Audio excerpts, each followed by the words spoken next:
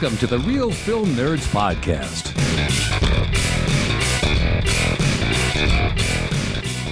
Welcome, everyone, to another podcast about movies. And just like everyone else and the rest of the internet and the world that's taking us away from discussing Ukraine and the important things in this world, we will be discussing the slap heard around the world for episode number 264 of the Real Film Nerds Podcast. With me, as always, my Chris Rock to my Will Smith, Mysterious Mike Talent. Oh, man. Going right for the jugular right there. No, I went for the face. I didn't go for the jugular. I slapped you on the face. Okay. All right. Well, I just got the shit slapped out of me.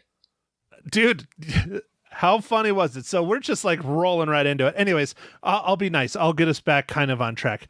Real Film Nerds, episode number 264, where you're here to talk about the Netflix original that just dropped, Windfall. It is starring three people. Two of them you probably know. So anyways, all right, Mike, I'll just keep going and I'll be like, Mike, we'll get into our off topics of the discussion of the Oscars later. Mike, why don't you give us the rundown for the Netflix original Windfall? All right, Matt. So this movie was directed by Charlie McDowell. It was written by Charlie McDowell, Jason Segel, Justin Latter, and Andrew Kevin Walker. This movie is starring Jason Segel, Lily Collins, Jesse Plemons, and Omar Leyva. And this movie is about a man breaks into a tech billionaire's empty vacation home, but things go sideways when the arrogant mogul and his wife arrive for a last-minute getaway. All right, Mike. So, was this your pick? I think this was your pick, right? This was my pick. And it was such a good pick, Mike. Amazing film. So good. Mike's laughing for those of you who can't see it. Some people might think that. I think, are we going to have a difference of opinion, Mike? Man, I didn't like this movie. Oh, okay, good. I thought this was mediocre at best. For me, the best part of this whole movie was Jesse Plemons' acting. He's just amazing, dude. He really is. I can't wait till he gets a nice starring role and wins his first Academy Award, unlike Will Smith. Oh, man. Just had to drop that in there. Okay, well, touching on Jesse Plemons again, Matt, I didn't realize when we were reviewing The Power of the Dog that Jesse Plemons is married to Kirsten Dunst. Oh, you didn't know that? Yeah, I thought we talked about it during the pod, but yeah. I don't think they're married. So. Yeah. They've been married for a while, too, I think. Wow, yeah, that's cool, because speaking of the Academy Awards, I was watching an interview from the Best Supporting Actor. I'm losing his name right now, but he was from Coda, and he was saying that he was hoping that he could act with his wife in a movie, just like Jesse Plemons did. I was like, oh, that's cool. Yeah, so that was a young man from Mesa. Believe it or not, Mike, the Best Supporting Actor from Coda is from Mesa, Arizona. Oh, that's cool. So anyways, I mean, we'll talk about the Oscars later, but we can keep going on and on about them. But Mike, it was nice to see Jason Segel back doing a film. I haven't seen him do a film in a while. Yeah, it was good seeing him do a film. This is an interesting film. It kind of reminded me of some other kind of horror movies that I've watched, but it just was different. And I don't know, like kind of slow, and like Matt, the slow painting reminded me of that movie we reviewed a little while back from Netflix that was nominated for Academy Award. But I can't think of it. It was in black and white. Do you remember which one I'm talking about?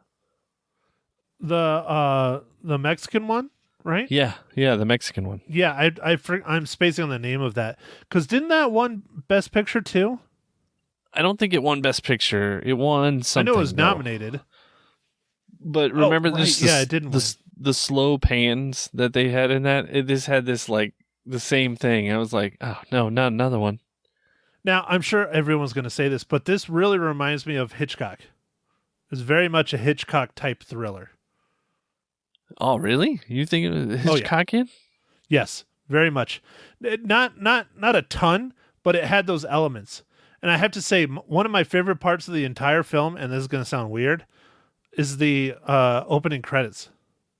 It's just very old school, man. Very old school. Just one scene with the credits rolling, and literally they had everyone that was involved in the movie right at the start. That's true. Yeah. All right. I'll give you that, Matt. The one thing I liked in this movie, which is a little weird, I guess, as well, Matt, was none of the characters ever say their name. That's true. Yeah, that's true. Good point, Mike. I didn't realize that until you pointed it out. And then obviously being a real estate guy, dude, this location is absolutely incredible. It has to be California because of the orange groves, but this home is freaking amazing. It's gorgeous. Oh yeah, no, it was really cool wherever they filmed, and I mean it was just one set. Like it was kind of this movie was probably made in like 2 weeks, a week. Oh yeah, yeah. It was very low budget. You could tell it was shot really well though. Most of the money went into the two big named actors and probably the writing, but it was shot well. It's almost like an independent. Yeah, for sure. It did remind me of an independent, but I mean, it had the big actors in it, and I mean, it was well acted. It's just, I don't know, it's a little bit weird story, and a lot of things are unresolved, I guess. This movie ends without much resolve. Yeah, there's lots of resolve. There's some resolve, Mike. There's two big resolves. No, there's not two big resolves. There's like a million other questions. Well, yes, there's a lot of questions. Yes, I will go with that. But there's two big resolves. So, anyways. But so you didn't like it. I thought it was just kind of draggy. It really dragged a lot of ass. Yeah, no, I just didn't like it. Like, I think it could have been done a little bit differently. I kind of got where things were going, but there's a lot of questions about the characters, and I know that's on purpose. But like the robber guy, you don't really know any of his motivations, and he never really says anything in the whole movie about what his motivations are, really. That's kind of upsetting. And then there's a hint that he probably has, he probably is a father, because he said that really changes everything. But he never said specifically he was a father. And that was like it. Like, I don't know. I think it drove me a little bit nuts that I know nothing about really any of the characters. I mean, we delve in a little bit to Jesse Plemons' character. I mean, you kind of get his attitude and his like view on life, but you don't get really like what he really did. I mean, you get kind of a light overview, so you kind of know he's, you do know he's super wealthy, but and he's made some enemies along the way, I guess. That's like all. Well, and his company buys up other companies and shuts them down or lays people off. Yeah, like he makes things more efficient, I guess. And it's a tech company, because he said he was going to do a speech at CES and he blew it off to spend the weekend with his wife, trying to knock her up. But, okay, I don't want to spoil too much, but here's one that really, really bothered me about the movie. Jason Segel's character's motivation to break into their home was fucking stupid. Oh, you mean he just wanted to see what it was like to be Jesse Plemons. Yeah, that was was stupid. That was weird. Absolutely ridiculous. I'm sorry. It was stupid. All right. Just say you wanted money. That makes way more sense. No, he just wanted to walk around and drink orange juice and eat an orange. I mean, he didn't even go swimming in the pool, damn it. All right, Matt. Before we get too much into spoilers, I'll dial it down. I'll dial it down. I'm sorry, Mike. Hold on. Please don't hit me again. Hey, let's do what are you drinking, Matt?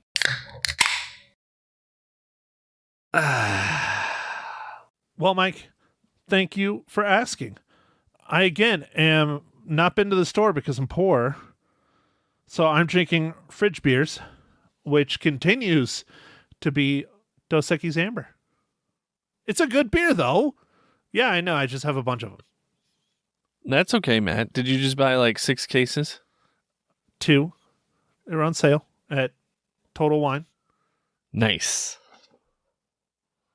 Any Blantons yet, Matt? No. Dude, you and everyone else. I was talking to one of my guys that I was working with from Wisconsin, and I was telling he's a big bourbon drinker too. I was telling him I can't find a freaking bottle of Blanton's to save my life. He's like, oh, don't worry, I'll get you one and mail it to you. Nice. So I hope that happens. That would be nice.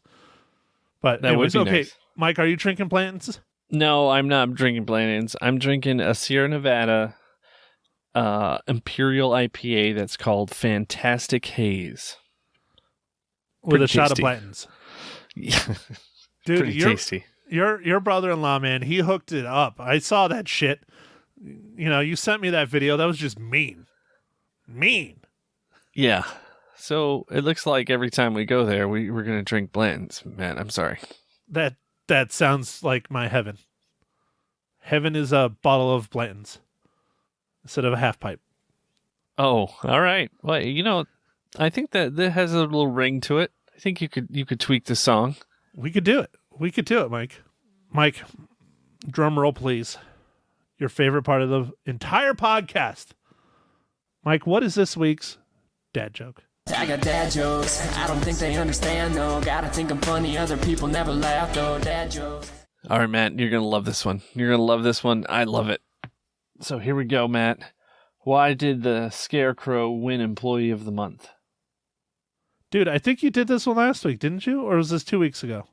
No, I didn't do this one. You did one with a scarecrow. I swear I think you did. Is it because he was just hanging out? Because he was outstanding in his field. Yeah. See, I think you've done that one before. You need to start marking these off in the book. I do. All right. Well, let's do another one just for good measure. Why not? Okay. Want to hear a joke about paper? Yes. Never mind, it's terrible. There you go. There you go, Mike. That's better. That's better. All right. This might be a tough one because I was trying to think. I don't know if any of our main characters have been in it, but Mike, I have faith. I have faith that you keep it going. How does the Netflix original film Windfall relate to the Marvel Cinematic Universe?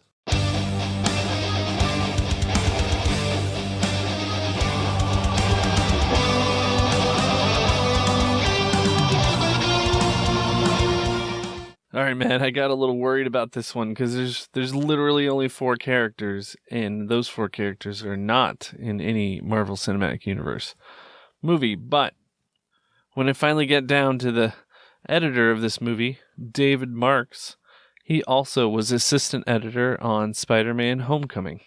Oh, thank God. Because that's one I think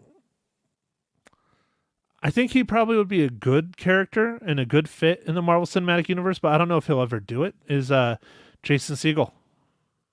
Oh, yeah. Yeah, he'd probably, yeah. He'd do someone really fun and really cool. I can see it, like something almost like Guardians of the Galaxy-ish. But again, he's very dramatic and very serious in this film, which is fine. He did a really, really good job, but I'm used to seeing him in the fun stuff, like I Love You, Man. And Forgetting Sarah Marshall. Sarah Marshall. Yeah, that's one of my favorites. Dude, that's a funny movie. Oh, it's so good. So good. And he wrote and I don't know if he directed it, but he wrote and did a lot on that movie. A lot. I want some more of that Jason Segel. That movie was funny. The vampire Count Chocula or whatever opera or what did like that was ridiculous. It was amazing. The puppet vampire opera. Yep. Yeah, at the end when he actually had it, like there was Oh, he still talks about, your favorite part in that whole film and how he regrets it to this day. What, his wiener dance? Yep. It's the first and only time you've ever shown his wiener, and he regrets it to this day. Well, I thought the scene was really funny. I mean, it's ridiculous, but funny. Oh, yeah, it's hilarious. Oh, dude, there you go. There's another one that's rolling into off topics. But so Mila Kunis was the one person that talked about Ukraine last night during the Academy Awards. Of course, because she's from Ukraine. Yeah, and she and her husband, I can't think of his name right now, raised a bunch of money for the Ukraine. Yeah. Ashton Kutcher. Yeah. The boy from that 70s show. They're both from that 70s show. But yeah. Anyways, it was just kind of funny because I remember there was rumors, or I don't know if they put it out on Twitter or something. I don't remember. I was reading something about it, that they were going to do a silent protest at the Academy Awards and no one was going to do speeches. They were just going to get their awards and walk off. I was like, this is going to be the best Academy Awards ever. And no, everybody had their typical speeches. I'm just surprised you didn't watch it, Mike. I watched it because I was going to talk about it on the radio, but I'll talk about it on the radio tomorrow. But honestly, I thought the Academy Awards, this is the best they've had in like 3 years, with or without the slap. I mean, it was really good. It was nice having 3 hosts back. The awards took way too long. People talked way too long as usual. The 3 hosts were good. They have some pretty good poignant jokes. Honestly, I didn't think the Oscars were too terrible. I still think 3 hours and 45 minutes, however long it was, is way too freaking long. But it was a lot better than it has been in 3 years with no hosts. So what did you think about Dune winning like every like technical award there was? Loved it. Absolutely loved that Dune got their due. I thought it was awesome. I'm really glad that Power of the Dog got freaking beat on like everything. And of course, Mike, we predicted it. It's what we wanted. We wanted Coda to win Best Picture, and it did. And that gives me hope because I truly think it was the best film of the year. Granted, I haven't seen all the nominees. We've seen most of them. But that film was incredible. It really was. Yeah, that film was incredible. So it is nice to see that it won. A lot of people, I think, on the internet are upset because it was like a feel-good movie or whatever. And I was like, yeah, maybe one of those should win every once in a while, huh? It made you feel something, and that's a good movie. A movie that makes you feel something is a good movie. The new Spider-Man made you feel something too, and that's a good movie.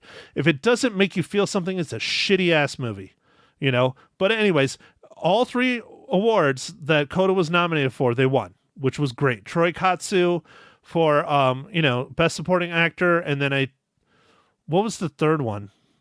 I don't think it was a screenplay. I don't remember what the third one was. But they were nominated for 3. They won all 3. I really think the lead actress, though, should have been nominated. She did a freaking amazing job. She really did. She did. It's really interesting, Matt, because this is also the first streaming movie to win Best Picture. And it's Apple that did it, not Netflix or Amazon that have been in the game longer. But I swear to God, that won. But again, Apple just bought this movie because this movie came from Sundance. You know, it wasn't original. They bought it. They threw a lot of money at it. But that one that we talked about, I swear to God, I thought it was nominated. It might not have won, but I swear I thought it did for Best Picture. Anyways, it doesn't matter. I'll have to look it up. But honestly, I thought the Oscars were well. I mean, Will Smith deserved to win. He finally deserved to win his first Oscar. Disappointed with what he did to Chris Rock for someone that was literally doing their job. Yes, he probably crossed the line, but it wasn't enough to get up and get hit. It's a comedian doing comedian things. What the hell is wrong with this country? People are just being way too freaking sensitive on shit. And then I really think Nicole Kidman should have won Best Actress for the Ricardos movie. Oh yeah, the Ricardos movie was really good, man. Very really good. Yeah, and I don't think it won a thing, being the Ricardos, and I think she should have won. She was fantastic as Lucille Ball. But yeah, Will Smith deserved it. He really did. There was a lot of people that deserved it, but he's never won one. He's been nominated 3 times, never won an Academy Award, so that was nice to see. But anyways, overall, honestly, I thought the Oscars were well. I think they went well. Too long. Love the hosts. Love, the music that went on. I thought it was nice. It was in the theater, but it still felt kind of intimate because of how they set it up. Yeah, I don't think it's worth watching it for 3.5 or 4 hours or however it is long, but they did a good job. It was entertaining. So, okay, back to the movie of Windfall. Now we're in spoilers. We wasted time. Mike, I don't know what you want to spoil about this. I mean, I guess we could spoil the big twist at the end. I guess. I don't know. It's just, this movie dragged ass. Yeah, no, it did drag ass. Lots of different places in the movie, and it was real interesting that, you know, when our robber character finally gets back to his car, that's when he noticed the camera. I'm like, really? You wouldn't have noticed that when he first stopped? Right, when he pulled in? Because, I mean, he parked looking at the freaking camera. Unless he did it at night, maybe. But again, that's another question we don't have an answer to. That's true. There's so many questions that we don't have answers to. But and it was so awkward when he was, you know, interacting with them. I really liked that because it probably would be that awkward. And I liked how they had that in the writing. I thought that was real genuine. Yeah.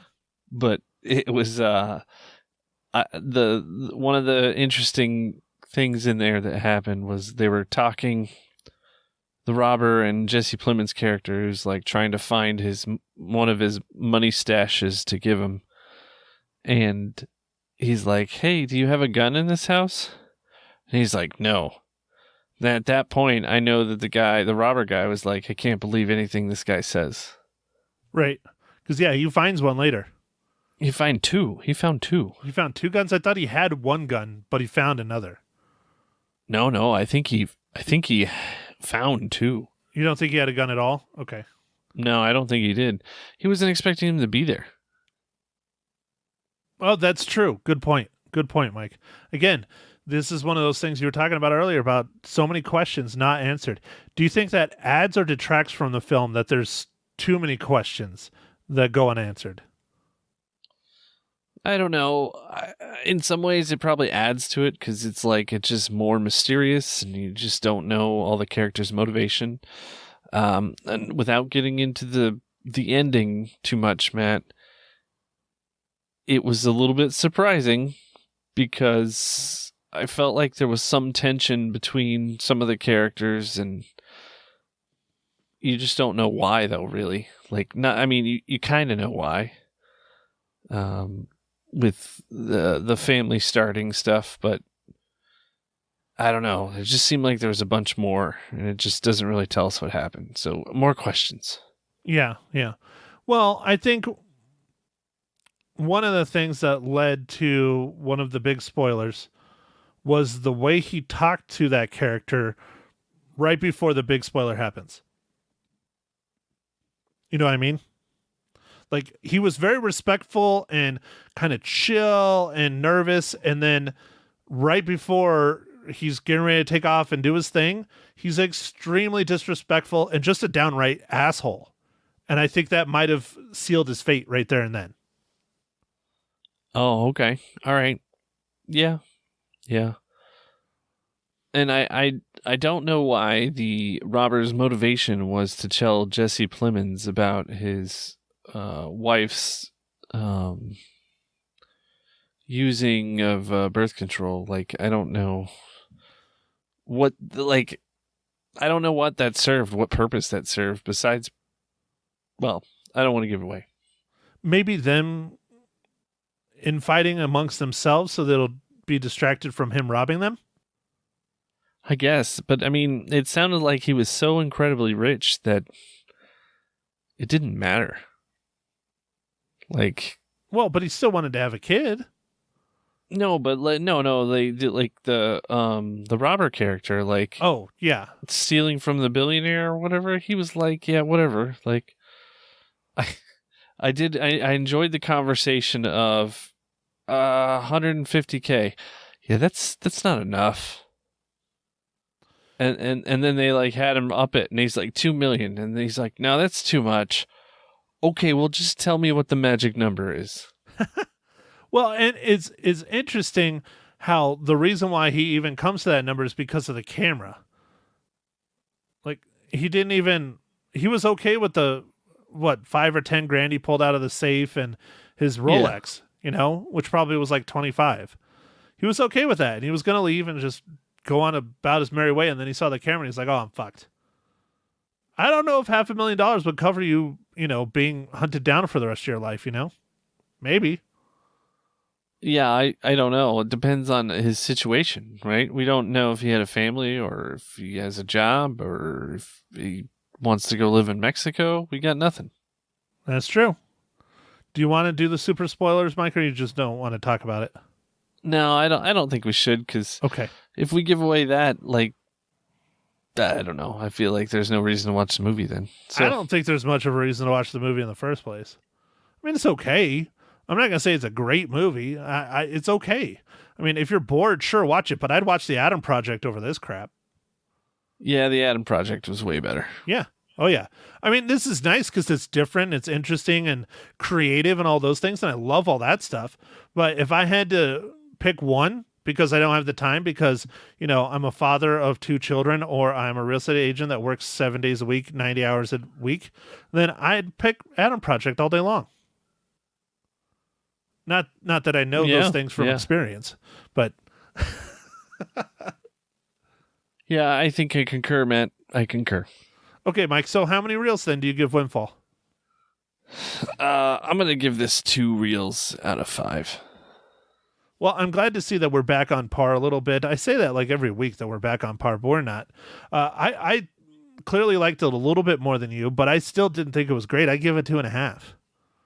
Okay. Yeah. No, we are getting closer. I'm getting more negative. Yeah. So this is good. This is good. You are. You're becoming more crotchety, Mike. You're getting old. You're showing your age. Finally. But I don't know. I think the half a reel is just because it was creative and it was unique and it was different, and it's not terrible, but it's not something I would seek out either. No, I didn't really know what I was getting into with this one either. I just chose something, and it seems like a lot of my just choosing something sometimes doesn't work out. Well, but look at the cast, Mike. All well-known people. Wonderful actors. Lily Collins still needs some work, but she's getting there. It's nice to see her have a starring role, but she'll get there. So speaking about trash, Mike, you want to hear what movie I picked for next week? Yeah, I do. Mike, we're going to the theaters. I hope you can handle it. Yeah, what are we going to go see? We're going to go watch the movie that the critics are just destroying right now because everybody needs a good old-fashioned train wreck. We're going to go watch Morbius. Oh, the critics are destroying it? Yes, they are. Yes, they are. I don't know. I like Jared Leto, man. I think Jared Leto's a very good actor, but, if we get Suicide Squad Jared Leto, this movie's going to be shit. I mean, he was okay. He didn't really have much to do in that. I know, but if we get House of Gucci Jared Leto, then we're on the money. That's one thing I was kind of upset. I think he should have been nominated for that movie. Oh, and they even talked about it in the Academy Awards last night, about how the House of Gucci got snubbed. Like, they didn't get shit. Like, they didn't get nominated for anything. No, they didn't get nominated for anything, and yeah, he should have gotten nominated. Dude, he did really good. That movie was, I don't know, maybe they're mad at Ridley Scott for something. I don't know. What did he say? Oh, dude, they slammed him freaking twice. They slammed him for House of Gucci, and they slammed him for Last Duel. Really bad. Like, really bad. The hosts, Wanda Sykes, comes out holding, she's doing like a giveaway. She's like, I feel so bad. So many people are, nominated and not winning. And she's like, I got a gift I want to give someone. And she's like, it's a screener. This is a screener that's never been watched. It's never been seen by anybody. And she's like holding it up and walking around. And she's like, here you go, sir. Here's your free screener to the Last Duel. Ouch. Ouch. He's right. It was a deep hurt. That was a deep cut. Is it Adam Driver? Do you think they're just like, no, we're done with him? Maybe he's too handsome. They can't nominate him for stuff. I don't know. It was because he was involved in the Star Wars, and everything else that's tainted. It's true. The Star Wars is tainted. Yeah, like it seems like none of these Marvel movies are ever going to win anything. Yeah, well, that's because they make money. That's the problem. All these movies that make money are not going to win anything. If it doesn't make money, then you're golden. So in other words, Star Wars and Marvel just needs to go straight to streaming, and we're golden. They'll win all the time. Okay. All right, man. Like Spider-Man, like, okay, let's think about it. The movies we had this year, the Marvel ones that I really liked was Spider-Man. It got nominated for something at least. And Shang-Chi. I absolutely love Shang-Chi. I know a lot of people give it a lot of hate. I really thought it was good. Shang-Chi was pretty good. I just, it was a little bit too much Aquafina for me, but other than that, it was good, man. Yeah, they kind of could have toned her down a little bit. She was kind of doing her Aquafina, goofy, jokey kind of thing a little too much, which it works at times. Like, it really works well in, Jumanji. Yeah. It works really well in that, but not so much in, action movies. It works okay for comedies. Like, it would work probably really good in like a Guardians film or like a Avengers team up or something like that. But Shang-Chi, an introduction character film, nah, I don't think so. It was a little too much. I thought it was just a little too much. I didn't mind like the humor and stuff. It's always good to have a little bit of humor in them, but it seemed like it was just a little too much. Yeah, they kept doing it over and over and over and over. Right? No, it was nice having it in there. They just did too much of it. I agree. So, all right, Mike. Well, back to the theaters next week. If you can't make it, let me know because we'll have to scramble and figure something else out that's on streaming. But Morbius, let's go watch that train wreck. All right, man. Everybody likes to watch a train wreck, right? You just can't look away. You just got to watch it. Yep, like a car crash. Yeah, I know. If people would just stop slowing down on the car crashes, like to look at car crashes, things would just move a lot smoother. And they wouldn't cause more car crashes. Yeah, but we just can't. We can't help ourselves. All right, Mike, do your thing. All right. Well, thanks for listening, everybody. And catch us on the next pod and follow us on Twitter, Instagram, and Facebook. And go out there, stream a movie or go watch a movie in the theater. Go watch Trainwreck like we're going to next week. All right. Catch you next week. Thanks for listening. Thank you for listening to The Real Film Nerds. Now don't forget to follow us on Facebook, Twitter, and Instagram at Real Film Nerds. Now go out and catch a movie.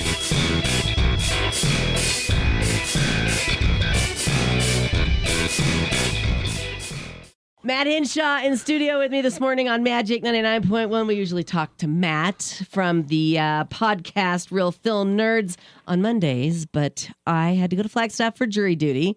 Obviously didn't get selected because I'm back, but I'm glad I'm back because yesterday, man, I couldn't keep my ears off of talk radio.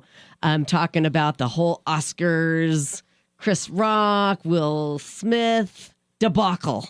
Wait, hold on. Something went on at the Oscars? Yeah, you're funny. You know what is funny, though? I was watching it. You were watching it, too, because we were texting. Yeah. And I got up to do something. Missed the whole slap. Really? I missed it. And I'm one of the people that watched the program. But I knew there was something on. I knew there was something wrong because I couldn't figure out what they were referring to. So, of course, I got online and I realized what I had missed. But isn't that crazy? Well, what was weird is I watched it as it happened, and I recorded it so I could fast forward through the commercials. And I thought the DVR recording messed up, and I was like, what the hell is going on? So I stopped it because it was really awkward. They should have just let it roll and bleeped out the swears. It would have made more sense. Yeah. But they cut like chunks of it out, but Yeah. they left the slap in. And so I rewound it, and I was like, no, there's just literally no audio for a good solid 3 count. Wow. And very strange, but on the overseas broadcast, that's how everybody's getting the full thing. Exactly. It broadcast live. Exactly. And we caught it all. And boy, what do you swears, yeah. think? I don't think it was staged. I think it was No. legitimate. Yes. I'll try not to get too political about it, but the thing that really, really upsets me about it is, I'm a huge fan of comedy. I do go to a lot of stand-up comedy. I have a dear friend that does stand-up comedy.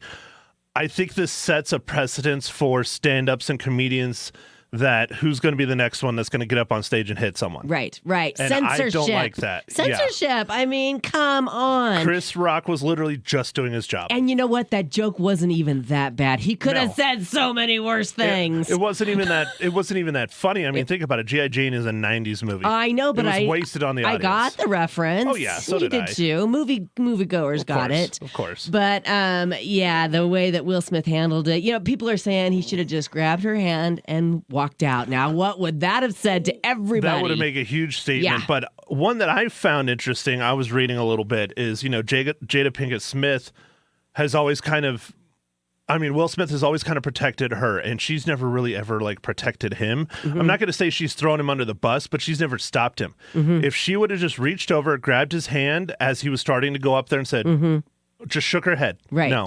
Right. Then we wouldn't be talking about it. Right. But no, she's like, no, yeah, he's going to get it. And it's wrong. I don't know if you heard this earlier, but just 2-3 days before the Oscars, this was Jada Pinkett Smith on TikTok. Listen. I don't give two craps what people feel about this bald head of mine, because guess what? I love it. And she looked amazing. I mean... Yeah, and then, oh, geez, that's absolutely ridiculous. I know. That's the one social media I refuse to do is TikTok. Well, I don't do it either. It was on my show prep. But yeah, no, it was sent out. So yes, that's interesting that that's now coming out. Right. Well, and Will Smith was laughing at the joke. Well, that's till the he thing. looked at her. Yeah, and then she looked upset looking at him. She's probably more upset that he was laughing at it than the joke itself. Right. And I'm betting she even had to explain it to him why she was upset about it. Right, probably. So anyway, we shall see what the Academy's going to do. What do you think they're going to do? I don't because they should have removed him. They should have gone to commercial break and escorted him out of the auditorium. Yep. I think he deserved to win the Academy Award, but I think leaving it in and him being up there and giving a speech and all that stuff, that sets a bad tone for the ridiculous. Academies. Yeah. It really does. They're just like, nope, it's okay. Right. No, they should have. And Will Smith done a voiceover, and Will Smith wins Best Actor and moved that's on. it. Yep. Absolutely. They were already way over time. Yeah. Way over time. And they let his speech go on and on and on and on. It was awful. And the people that, standing ovation, it was just so uncomfortable to watch. Extremely cringeworthy. Yeah. Yes. And I mean, even Amy Schumer drops a line when she comes back in saying, wow, what happened in here? The whole tone changed. That was funny. It did. That was funny. Yeah. It did. It was not the same show afterwards. Not the same show at all. But Coda took Best Picture. You totally agree with that one. I was very happy. Yes. Very, very happy. You said you loved it. I loved it. I loved that the Best Supporting Actor was Katsun, the gentleman that played the father in the film. From Mesa, Arizona. Yeah. He deserved it. He did an incredible job. I love that movie. It was well worth it.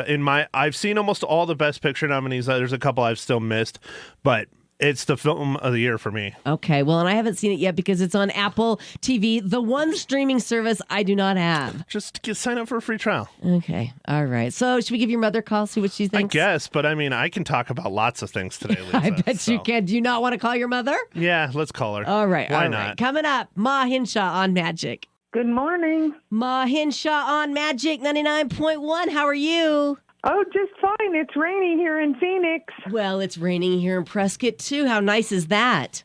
It's wonderful. We need water. We need water. It's a fact. Here's my line that I was going to say.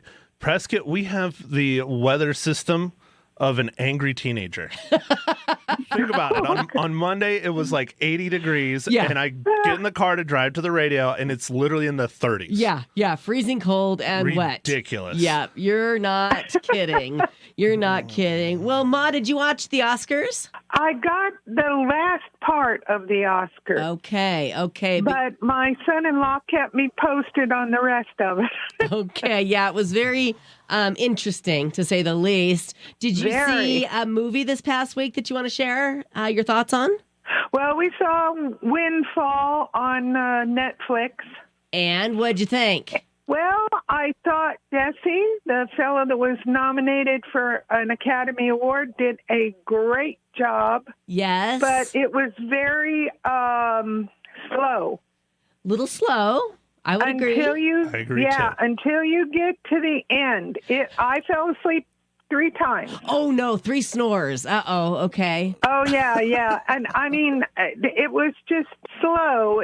I know they were trying to build up the suspense, which is, they did, but it took a long time. Yeah, I would agree. I watched it as well. I knew nothing about it. Matt had suggested it, and I think I went home that day and watched it, right? It was either that day or the day after, and you texted me, you're like, I've already seen the movie and you haven't. Yeah, because that never happens. No. And I enjoyed it. I thought it was, I really liked the ending. I was like, I knew, because I called it. I'm like, she is totally going to, not going to say, but, and she did. And yeah, I was like, wow, that was a lot. Yes, the end was great.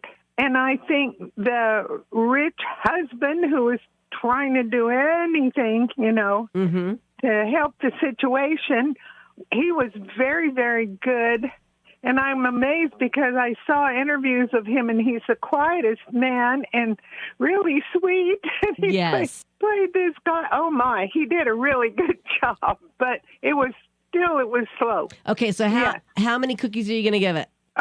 Maybe 3. 3 cookies out of 5. How about you? How many reels you give it? Wow, I thought it was okay. I didn't think it was great. I think it could have been a lot better. It was very long and drawn out. I liked how a lot of the things they did. I liked seeing Jason Segel back on screen. I liked that he wrote it. I liked a lot of aspects of this film, but there's a lot of things I didn't like. So I don't think it's worth a watch. I gave it 2.5. Oh my gosh, the one I watched, and you gave it a 2.5. See, that's more my kind of movie, though. I mean, I don't need a lot of action. I need a lot of deep thought and wonder and speculation, and that's what this film offered me, anyhow. There's way too many unanswered questions. I mean, they could have given us a little bit more, especially on the robber, and especially on the wife, and especially on all 3 characters. Yeah, you're right.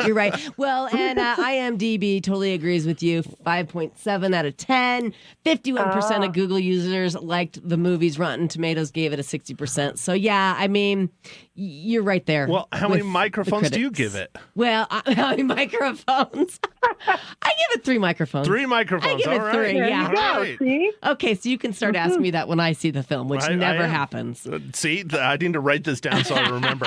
All right, very good. Ma Henshaw, thank you so much for joining us this morning. Thank you very much, and I was happy with the results of the Oscars.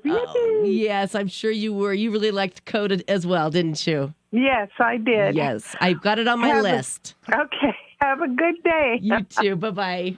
Bye. You guys check out the podcast. It's called The Real Film Nerds. Maddie, thank you so much for coming in. Lisa, thank you as always, young lady. You're welcome, young man.